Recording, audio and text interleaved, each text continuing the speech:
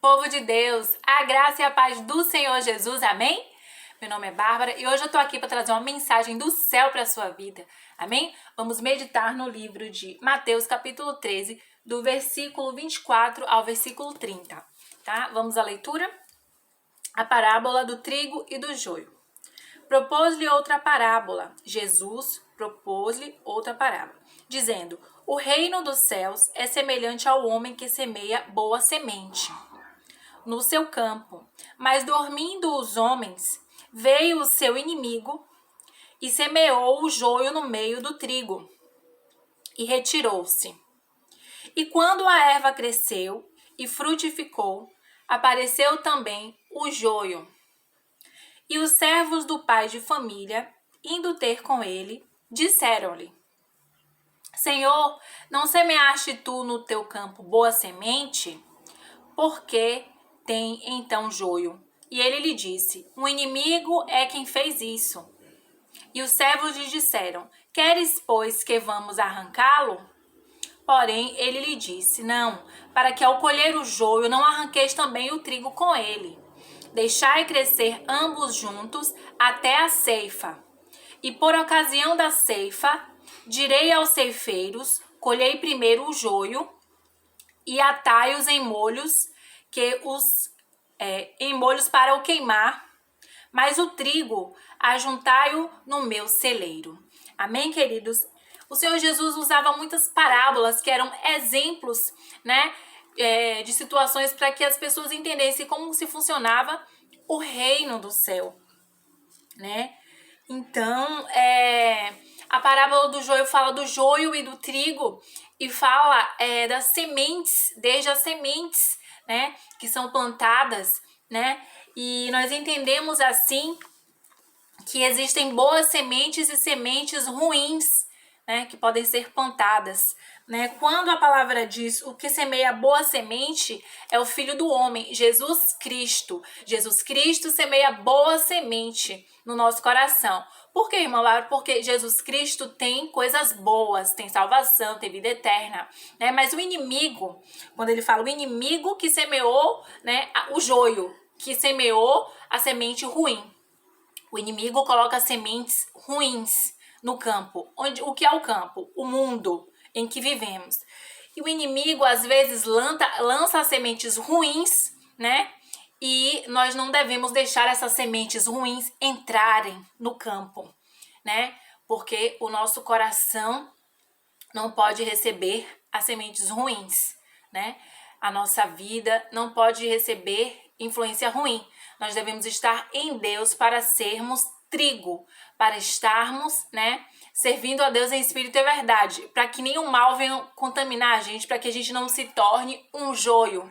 Os trigos e os joios no reino do céu são comparados como servos e servas do Senhor, que são aparentemente iguais. O joio e trigo no campo, eles são aparentemente iguais, porém eles no tempo de colheita são diferentes, né? Porque o do joio não se aproveita nada, porque o joio é queimado. Como assim? Eu li a passagem bíblica que o joio é queimado, lançado no fogo e queimado, porque dele não se aproveita nada. E o trigo, pelo contrário, do trigo se aproveita. Então, o trigo representa os bons servos. O trigo representa os servos do Senhor Jesus, né? E a colheita, nós sabemos que é quando Jesus vai voltar, né? A palavra diz o fim do mundo. Inclusive, nesse mesmo capítulo, tem a explicação da parábola e do joio, que você pode meditar depois, no qual os discípulos perguntaram: Jesus, explica pra gente a parábola do joio, do trigo e do joio. E Jesus interpretou, né? E falou que o que semeia boa semente é o Filho do Homem, que o campo é o mundo, que o inimigo que semeou a mal semente é o diabo, que a boa semente são os filhos do reino e que os joios são os filhos do maligno. A ceifa é o fim do mundo e os ceifeiros são os anjos. Então, o próprio Senhor Jesus interpretou essa parábola para os discípulos para explicar a eles como que funcionava esse exemplo. Então nós entendemos que por mais que exista a mal semente, às vezes ela não vai ser identificada inicialmente. Somente quando for o final, quando for o juízo, quando Jesus voltar, e aí os ceifeiros, que são os anjos do Senhor, eles vão vir buscar, né, aqueles que são separados, que são escolhidos, os trigos, e os joios, que são as pessoas que estão ali no meio do povo de Deus, mas não estão servindo a Deus em espírito e em verdade. Estão fazendo tudo contrário à vontade de Deus, né? Estão pecando contra Deus, mas vivem de aparência. Deixaram que o inimigo contaminasse eles. Deixaram que o inimigo tornasse eles uma mal semente, né? Então, o joio, no final dos tempos, vai ser aquele servo que só vivia de aparência e que não servia em espírito e verdade. Ele estava desviado, ele estava fora dos caminhos do Senhor e só vivia de aparência. Aí o que vai acontecer, irmã Bárbara, com esse servo? Ele vai ser lançado no lago de fogo, né? Que é assim a palavra do Senhor nos diz, né? Infelizmente. Mas vai haver essa separação. E muitas vezes, né, nas igrejas, a gente até especula, a gente acha, fala, não é possível. Então a gente vê o comportamento de algumas pessoas e a gente sabe que essas pessoas não estão na presença de Deus, mas a gente precisa amar ao próximo, independente, a gente precisa orar para todo mundo, para que se converta, até muitas pessoas que já têm muitos anos ali, né, ouvindo a palavra do Senhor e a fé vindo ouvir, sabendo que não está no caminho certo e elas permanecem fazendo aquela iniquidade. Então esses são os joios, né, da igreja. Eles crescem junto com o trigo. Eles são imperceptíveis, porque eles não são vistos aos olhos físicos como um joio, porque eles se vestem como trigo, eles se comportam como trigo, né? Então, aparentemente, eles são um trigo, mas só será descoberto que são joios quando Jesus voltar, né? E para muitos podem avaliar e dizer: eu acho que é joio, eu acho que é trigo. Mas somente Jesus sabe aquele que é joio e aquele que é trigo. E nós que estamos em Cristo Jesus, servindo em espírito e verdade, sabemos que nós somos trigo, né? E que a cada dia nós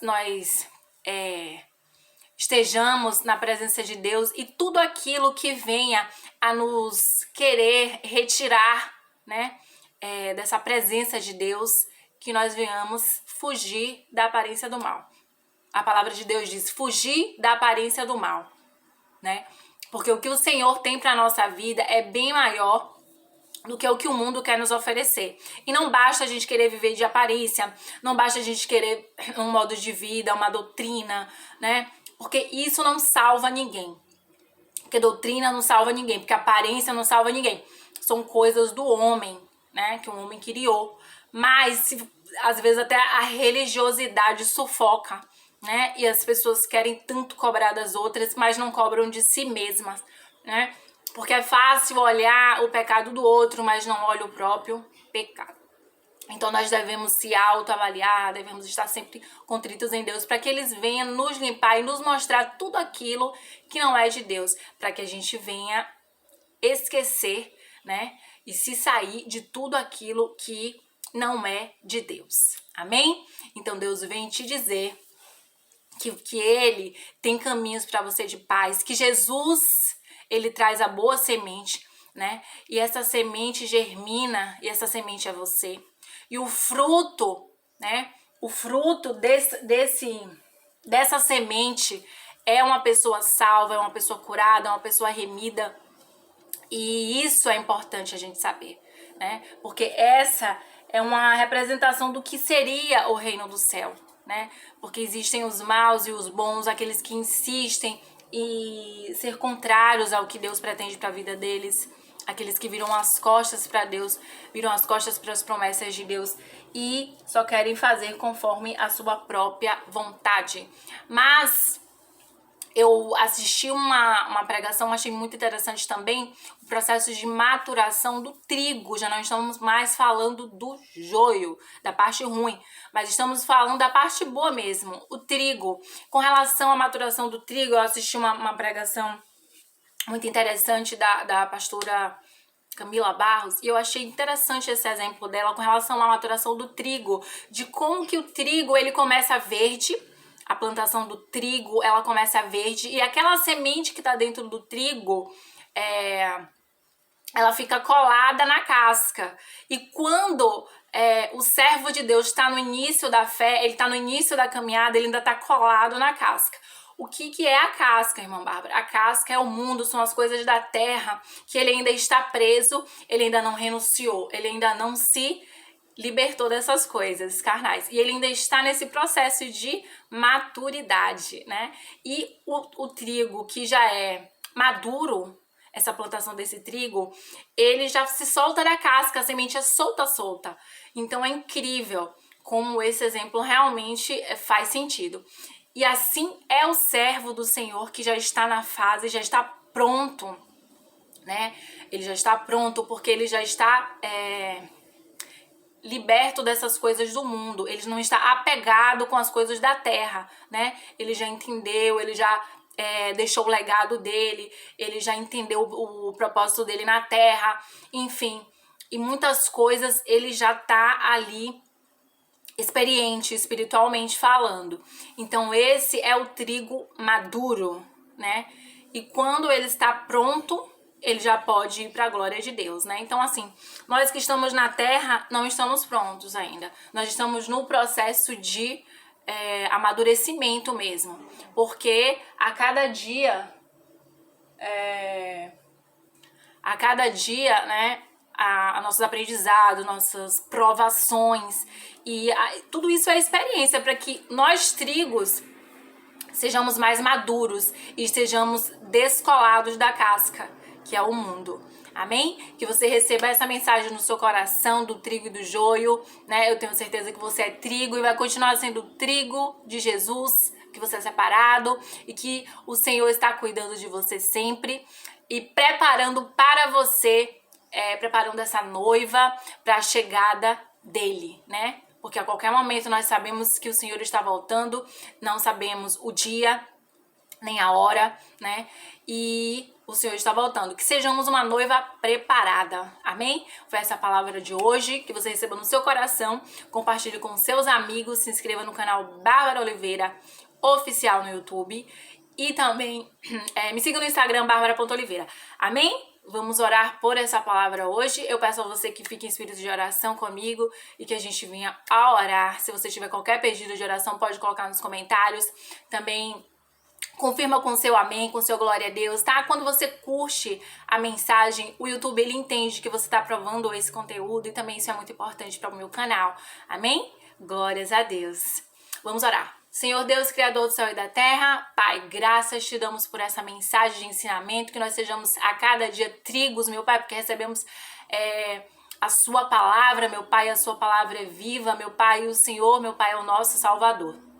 E o Senhor plantou boas sementes que somos nós, né, que somos o seu trigo, e o Senhor virá nos buscar no momento certo, meu Pai, no tempo certo, em que já estivermos maduros. Meu Pai, te rendemos graças por tudo, vai guardando cada um em seu lar, meu Pai, livrando de todo o mal, meu Pai, que nenhuma seta maligna, peste perniciosa, meu Pai, venha destruir, meu Pai, os planos dos teus filhos, mas toma a frente deles, meu Pai, e guarda com a destra da tua justiça. Acampa anjos, meu Pai, com espada desembainhada de fogo, e protege eles, meu Pai, debaixo, meu Pai, da tua graça e da tua unção. Louvado e exaltado seja o teu santo nome, glorificado seja o Senhor para sempre. Em nome do Pai, do Filho e do Espírito Santo. Amém, amém, amém. Amém, queridos? Fica na paz do Senhor. Um bom final de semana para você, tá? Tchau, tchau.